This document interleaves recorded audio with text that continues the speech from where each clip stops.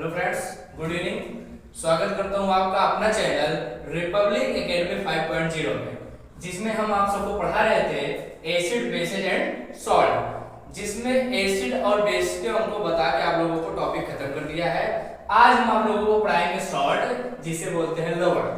तो लवण होता क्या है? जब हम किसी अम्ल तथा क्षार को मिलाते हैं तो हमें जो आयनिक ठोस प्राप्त होता है उसे लवण कहते हैं। जैसे मैंने आप सभी को इसके पहले वीडियो में बताया था उदासीनीकरण अभिक्रिया, मतलब अम्ल तथा क्षार के उदासीनीकरण अभिक्रिया से प्राप्त आयनिक ठोस को लवण कहते हैं। और इस प्रक्रिया में लवण के साथ जल का निर्माण होता है। मतलब अम्ल तथा क्षार को जब मिलाएंगे हम तो जो ये आयनिक ठोस प्राप्त होगा उसे हम क्या कहते हैं? लवण कहते हैं। साथ ही साथ क्या होगा? जल निकलता है। इस पूरी अभिक्रिया को कहते हैं उदासीनीकरण अभिक्रिया। जैसे एग्जांपल आपका है HCl के साथ हमने कराया NaOH को। ये एसिड है, हाइड्रोक्लोरिक एसिड बोलते हैं, और ये NaOH सोडियम हाइड्रोक्साइड जिसे बेस बोलते हैं। अब बेस और एसिड को जब हम मिलाते हैं तो हमें जो आयनिक ठोस प्राप्त होता है सोडियम क्लोराइड, वो हमारा क्या होता है? लवण होता है। और साथ ही साथ जो निकलता है वो क्या होगा? वाटर निकलते हैं। दूसरा एग्जांपल, हमने हाइड्रोक्लोरिक एसिड का फॉर्मूला लिखा है, साथ ही साथ कैल्शियम हाइड्रोक्साइड का रिएक्शन हम एसिड के साथ करा रहे हैं तो हमें जो बनता है कैल्शियम क्लोराइड और प्लस वाटर का निर्माण होता है। अब हम बताएंगे लवण का जो पीएच मान होता है वो 7 होता है। क्यों? क्योंकि ये उदासीन होते हैं। उदासीन का पीएच मान ही होता है क्या? 7, जो कि 7 होता है। वो 7 होता है इसलिए है क्योंकि ये जो लवण प्राप्त हो रहा है वो क्या है? उदासीन है। उदासीन होने के कारण इसका पीएच मान क्या होंगे? 7। अब टाइप्स ऑफ साल्ट हम पढ़ाएंगे। जो आपका साल्ट होता है वो 3 प्रकार से होते हैं। पहला न्यूट्रल साल्ट होता है, दूसरा एसिडिक साल्ट होता है, और तीसरा जो होता है आपका क्या होता है? बेसिक साल्ट होता है। न्यूट्रल साल्ट जो होते हैं वो बनता कैसे है? स्ट्रॉन्ग एसिड तथा स्ट्रॉन्ग बेस को मिलाने पर वो न्यूट्रल साल्ट मिलता है, और साथ ही साथ क्या होते हैं? वाटर निकल। जैसे HCl का रिएक्शन हम करा रहे हैं सोडियम हाइड्रोक्साइड का।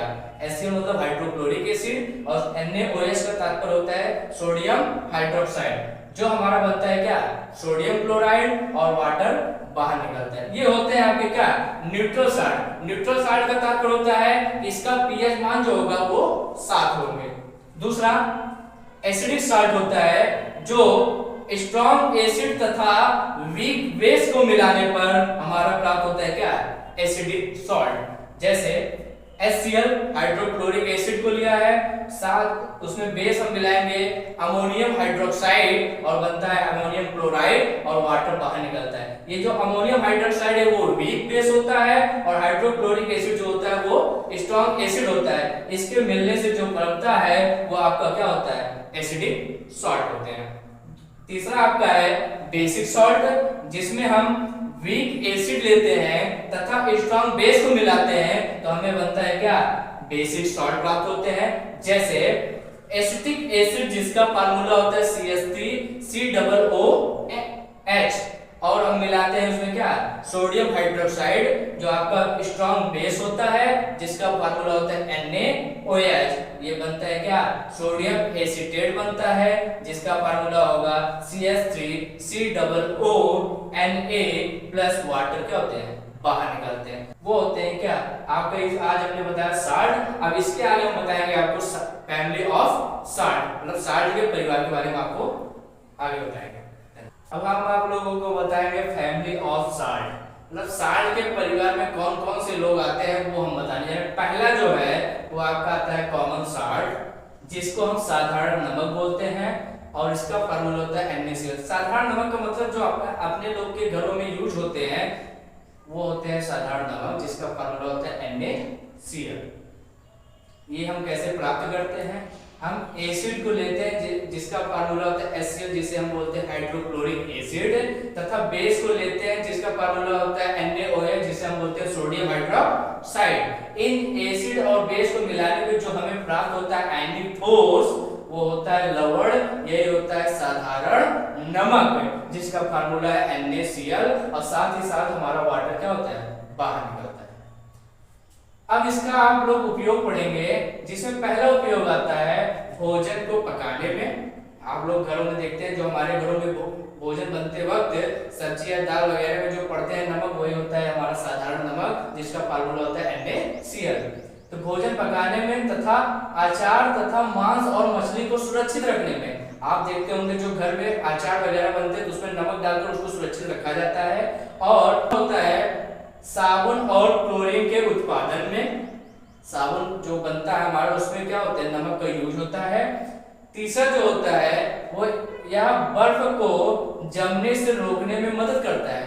जैसे आप देखते हैं कई देशों में भारी हिमपात हो जाता है, भारी बर्फबारी हो जाती है और उस बर्फबारी की वजह से सड़कें क्या होती हैं, जाम हो जाती है, जिससे हम अपनी गाड़ियां क्या होते हैं, निकाल नहीं पाते हैं। तो ये इस नमक के द्वारा हम बिछाकर या नमक को डालकर सड़क को हम क्या करते हैं, साफ कर सकते हैं।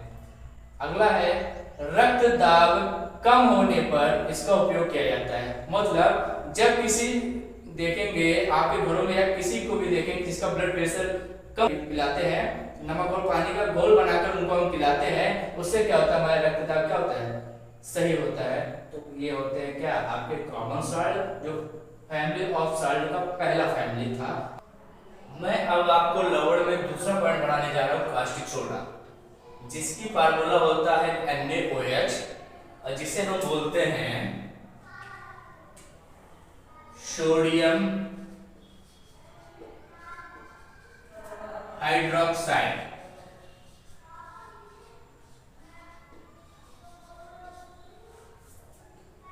इसे हम बोलते हैं क्या, सोडियम हाइड्रोक्साइड, जिसका फार्मूला होता है NaOH। अब हम बताएंगे निर्माण की विधि। जो NaOH है, सोडियम हाइड्रोक्साइड, हम कैसे प्राप्त करते हैं। हम लेते हैं सोडियम क्लोराइड को, सोडियम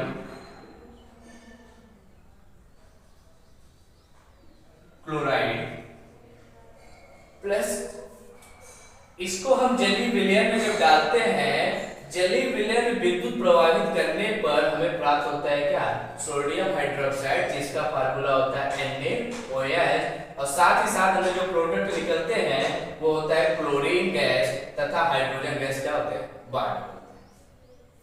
इसका जो यूजेज होता है, जिसे हम बोलते हैं उपयोग, उसका पहला पॉइंट है यह जो कास्टिक सोडा होता है उसका उपयोग होता है साबुन तथा डिटर्जेंट बनाने में किया जाता है।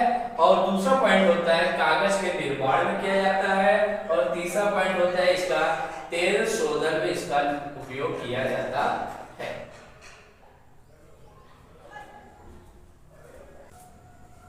अब हम आप लोगों को फैमिली ऑफ साल्ट में, साल्ट के परिवार में तीसरा फैमिली पढ़ाएंगे, विरंजक चूर्ण।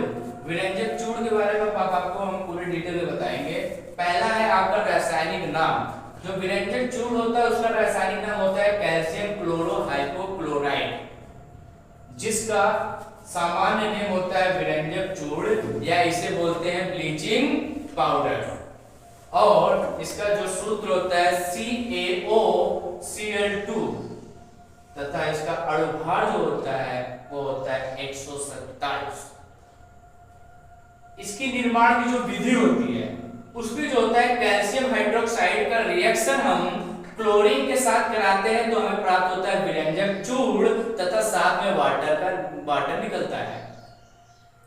जैसे हमने CaOH का ट्वाइस हमने कैल्शियम हाइड्रोक्साइड लिया प्लस क्लोरीन का रिएक्शन कराने पर आपका बन गया क्या, विरंजक चूर्ण, जिसका फार्मूला होता है CaOCl2 तथा साथ में वाटर बाहर निकलता है जिसका फार्मूला होता है H2O। अगला आपका आता है भौतिक गुण, जिसे फिजिकल प्रॉपर्टीज बोलते हैं। इसमें पहला पॉइंट है यह जो विरंजक चूर्ण होता है वो हल्के पीले रंग का चूर्ण होता है। और दूसरा जो होता है ये जल में अल्प विलय होता है, मतलब ये पूरी तरीके से उसमें घुल नहीं पाते हैं, ये थोड़ी मात्रा में घुले होते हैं, उसे ही बोलते हैं अल्प विलय होता है। तीसरा जो होता है इसमें से क्लोरीन की गंध आती है, जो क्लोरीन गैस होती है वो क्या होते हैं, इस विरंजक चूर्ण से हमें क्लोरीन की क्या होती है, गंध आती है। आपका अगला पॉइंट है रासायनिक गुण। रासायनिक गुण मतलब है कि विरंजक चूर्ण से हम क्या बना सकते हैं उसको हम बताएंगे। ये विरंजक चूर्ण का फार्मूला है CaOCl2, जिसका हम रिएक्शन कराएंगे वाटर के साथ तो गर्म करने पर बनता है क्या, कैल्शियम हाइड्रोक्साइड तथा क्लोरीन गैस क्या होते हैं, बाहर निकल जाते हैं। अगला जो होता है वो विरंजक चूर्ण का पाउडर CaCl2, इसके हम 2 मॉलिक्यूल लेंगे, जिसको गर्म करने पर बनता है कैल्शियम क्लोराइड, इसका भी 2 मॉलिक्यूल बाहर निकलेंगे, साथ ही साथ ऑक्सीजन गैस भी क्या होंगे, मुक्त होंगे। अगला आपका आता है उपयोग।